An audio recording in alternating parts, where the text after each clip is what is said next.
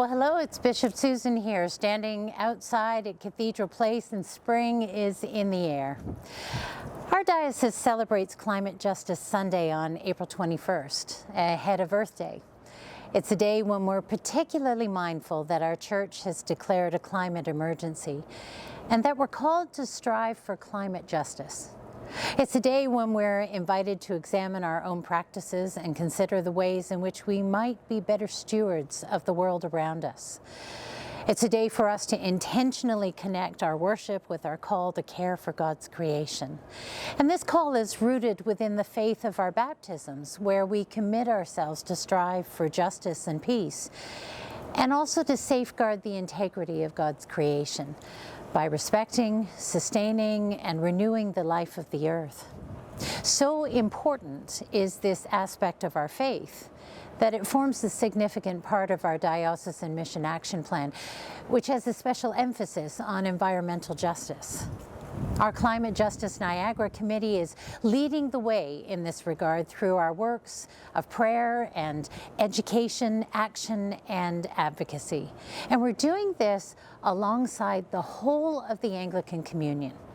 One of the ways that you'll see the outworking of this is through the Communion Forest, a global initiative comprising local activities of forest protection, tree growing, and ecosystem restoration undertaken by churches around the world to safeguard God's beautiful creation.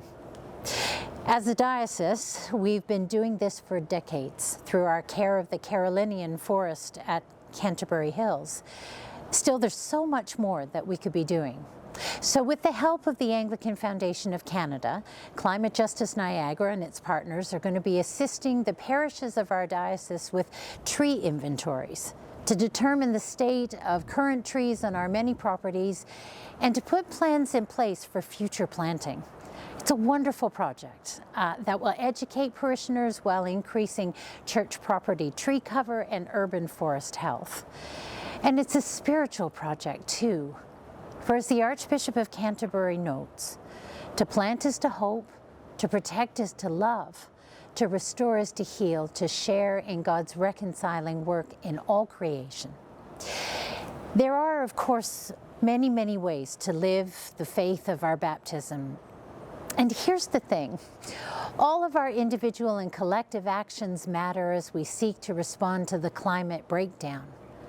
So please, if you need inspiration, visit our diocesan website to learn more about the Communion Forest, or to access the many and varied resources Climate Justice Niagara has developed and compiled from our many partners for how we and our communities can put our faith into action.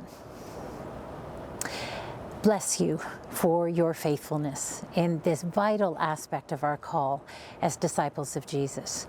And bless you for the ways that you'll deepen your commitment to care for God's creation in the days ahead.